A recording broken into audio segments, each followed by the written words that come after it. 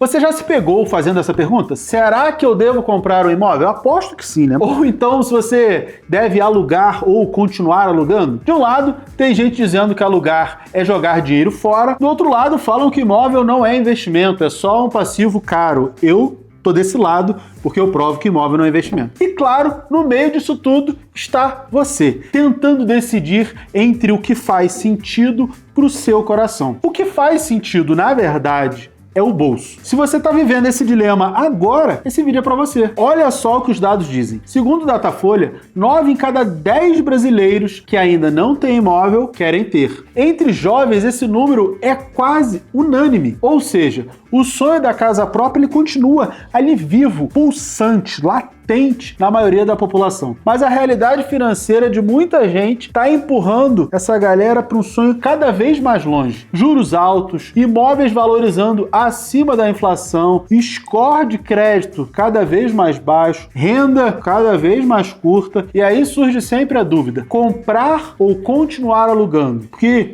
você deve estar morando de alguma maneira. Então, será que vale a pena continuar no aluguel ou partir para uma compra? Vamos ser realistas. Alugar pode ser sim estratégico. Você mantém liquidez, tem flexibilidade, pode se adaptar a mudanças e até investir o valor que estaria imobilizado. Só que por outro lado, comprar dá estabilidade, segurança, sensação de conquista, aquele sono tranquilo de ter um teto para chamar de seu. E existe resposta definitiva? Depende do seu momento, depende da clareza e depende de uma coisa assim que é talvez o segredo de tudo. Depende do valor do imóvel que você pensa em adquirir. Mas já vou falar sobre isso. Imóvel para morar não é um investimento. Eu disse para morar. Ele não gera renda, porque você está morando nele, não aumenta o seu patrimônio de forma líquida, porque você não pode simplesmente vender a qualquer momento, e tem custos de manutenção, de IPTU, reforma, taxas. E aí, quando eu falo de reforma, você tem que prestar muita atenção. Por quê? Ah, Mira, mas os imóveis se valorizam ao longo do tempo. Se você nunca fez uma reforma, você não sabe o quanto custa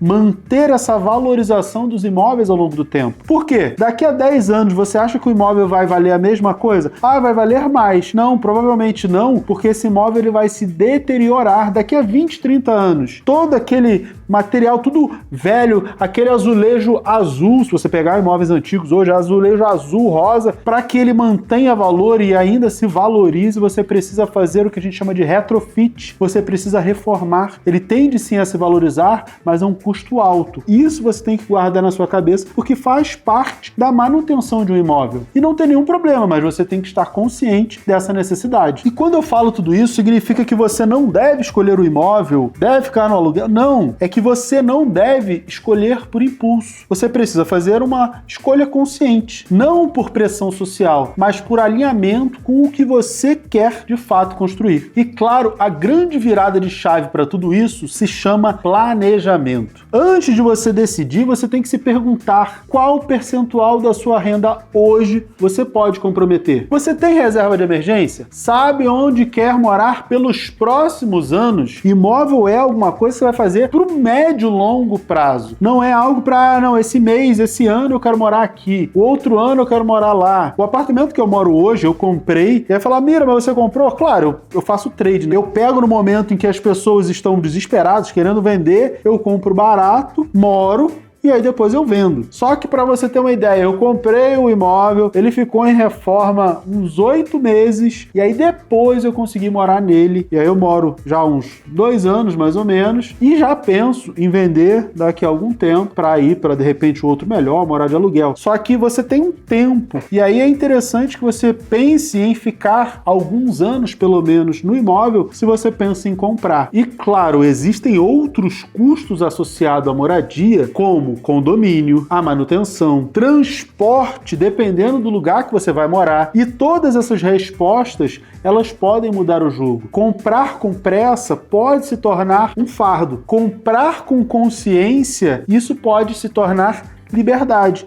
Se você compra um imóvel perto do seu trabalho, de repente você vai conseguir dormir mais tempo, estar mais tempo com a sua família. Então, esse posicionamento pode te permitir mais liberdade. Ah, Mira, mas hoje tem o home office. Talvez comprar um imóvel mais distante, com mais espaço, com jardim, para você criar seu cachorro, seus filhos com mais liberdade, te traga mais satisfação. Você precisa fazer essa balança para ter uma noção do que te faz mais feliz, do que é melhor para você. E aí conseguir fazer esse planejamento, colocar tudo isso no papel, aterrissar todas as suas ideias, isso é fundamental para que você tenha clareza no momento que você vai fazer isso, para que você tenha tudo mapeado, como a sua renda, a estratégia de entrada, a escolha certa do financiamento, se tabela saque, se tabela price, tudo isso é fundamental. E agora eu vou te dar 4 pilares para você fazer esse planejamento. Uma simulação realista, nada de chute. Descubra quanto você pode financiar pelo que você ganha hoje, pela renda familiar. Você e o seu cônjuge têm hoje, quanto de fato vocês podem financiar. Já vai uma dica: pensem no máximo 30% da renda familiar para a parcela do financiamento. Estratégia de financiamento, se tabela saque ou price, vai amortizar ou vai investir? Outra dica: tabela saque, sistema de amortização constante, ele é interessante para quem vai levar o financiamento até o final, porque ele tem juros menores. No final das contas, o acumulado de juros que você vai pagar, ele é menor na tabela saque. Ele fica lá diluído, você tem o saldo devedor e você tem a possibilidade de amortizar o saldo devedor e depois pegar o saldo devedor restante, diminuir a parcela, ou o mais inteligente, sempre que amortizar saldo devedor, você reduz a quantidade de parcelas e assim você vai acabar quitando muito mais rápido. Mira, e a tabela price? A tabela price é mais interessante para quem vai quitar em pouco tempo, mais ou menos até uns 5 anos. Por quê? Porque o montante de juros pago ele é maior do que na tabela saque. A parcela começa menor, mas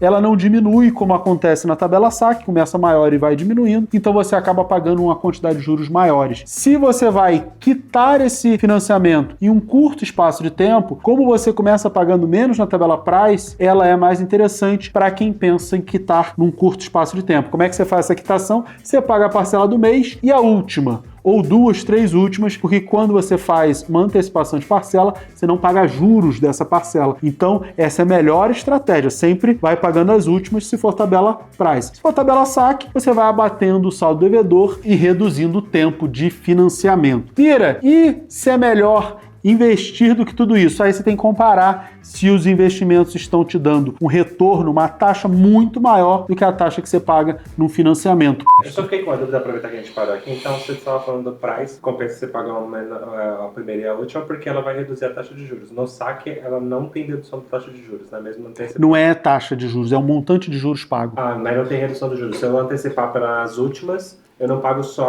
a parcela, vai ter juros embutidos de qualquer forma, né? Na price não, você paga só a parcela. Ah, isso não ocorre no saque. Não ocorre no saque, porque no saque todo mês você tem um saldo devedor. Aquele saldo devedor não tem juros. O juro no saque ele é calculado todos os meses. Você financiou tudo, né? Não, você só tem um valor financiado. 100 mil reais é teu saldo devedor. Ah, mas eu quero quitar. Tá bom, dá 100 mil reais. Ah, mas eu quero um desconto. Não tem desconto, isso é o que você deve. Ah, então vou pagar parcelado. Tá bom. Então esse mês você vai pagar os 100 mil dividido em 100 vezes, que é o que falta pagar, dá R$1.000 por mês. Mais juros em cima de 100 mil. Aí a tua parcela é os R$1.000 iniciais, mais, sei lá, é 1% no mês, você paga de juros, mais R$1.000 de juros. Então tua parcela é de R$2.000, sendo 1.000 de saldo devedor e 1.000 de juros. É assim que funciona a tabela saque. A price não. A price já pega o teu saldo devedor mais os juros e você paga isso durante todo o período. Por isso que se você paga a última parcela antecipada, aí você só paga o principal sem juros, porque você já quitou aquela parcela. O banco não tem mais risco, então ele não tem como te cobrar juros no dinheiro que você já devolveu a ele. Você paga só o valor nominal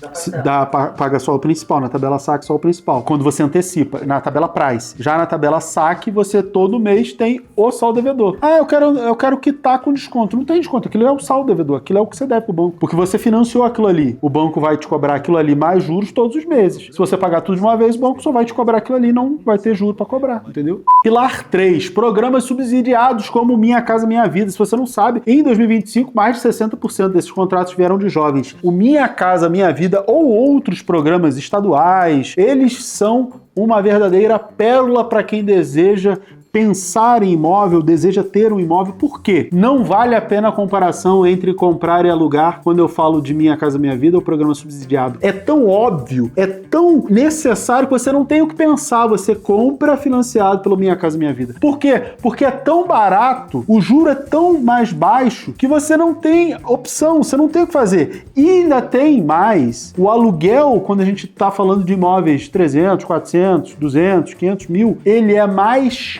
caro percentualmente sobre o valor do imóvel. Quando a gente está falando de um imóvel de rico, 1 milhão, 2 milhões, o imóvel ele tende a ter um aluguel 0,2%, 0,3%, às vezes, quando muito, 0,4% do valor do imóvel. E aí, para o rico, é muito fácil morar de aluguel, receber dos investimentos 1%, ter uma carteira de fundos imobiliários pagando líquido isento de IR 1% ao mês e pagar 0,3% para morar no imóvel. Agora, para quem vai adquirir através do Minha Casa Minha Vida ou outro programa, você consegue subsídios. E aí, esse financiamento vai ser barato, só que o aluguel desses imóveis, eles custam normalmente esse 1% ao mês ou mais. Então não faz sentido morar de aluguel se você tem a mínima condição de comprar um imóvel através dos programas de financiamento Minha Casa Minha Vida, tá? Pilar 4, entrada com inteligência. Você não precisa, por exemplo, de 50 mil. Precisa de planejamento, tempo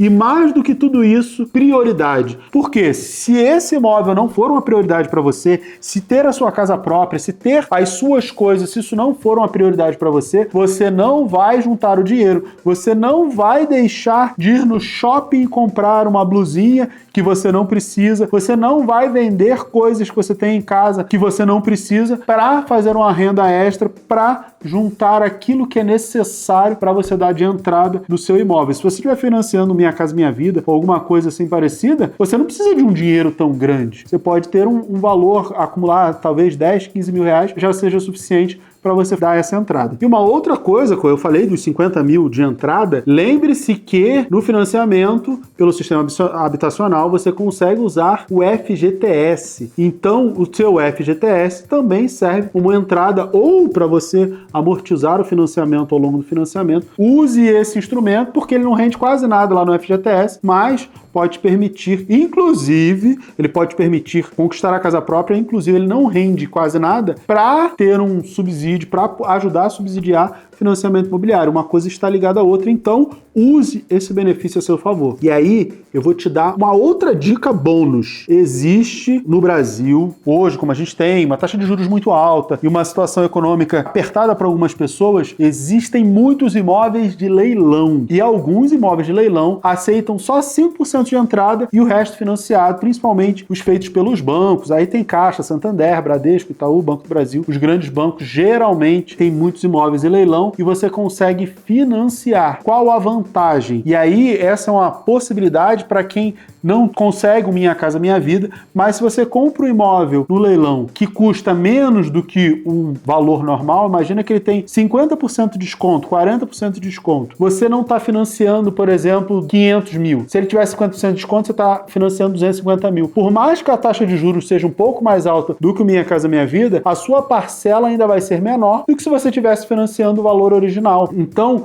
para quem não consegue o Minha Casa Minha Vida, uma possibilidade de mesmo assim ter uma parcela menor e caber no orçamento é financiar um imóvel de leilão. Ah, Mira, é super simples, é super fácil, tem em todas as esquinas, em todas as cidades? Claro que não. Você vai encontrar principalmente nas grandes cidades, como Rio, São Paulo, Belo Horizonte. Grandes cidades bem adensadas tendem a ter uma propensão maior, mas fica essa dica bônus porque eu acho que vale a pena, principalmente para quem não consegue o Minha Casa Minha Vida, mas também não é multimilionário, pode comprar qualquer imóvel a qualquer preço, ou vai simplesmente morar de aluguel porque é mais barato do que queria morar num apartamento de 2, 3, 5 milhões. Guarda essa dica bônus. E claro, se você gostou desse vídeo, se inscreve no canal, compartilha com todo mundo que curtiu e bota aqui embaixo qual a parte do vídeo você achou mais interessante, se você concorda com o que eu disse, ou se você discorda, o professor Mira falou uma besteira, ele tá fazendo mestrado, tem MBA, é analista NPI, mas falou uma besteira, coloca aqui embaixo. É sempre muito importante ouvir a opinião de vocês, tá bom? Um beijo e até o próximo vídeo. Tchau, tchau.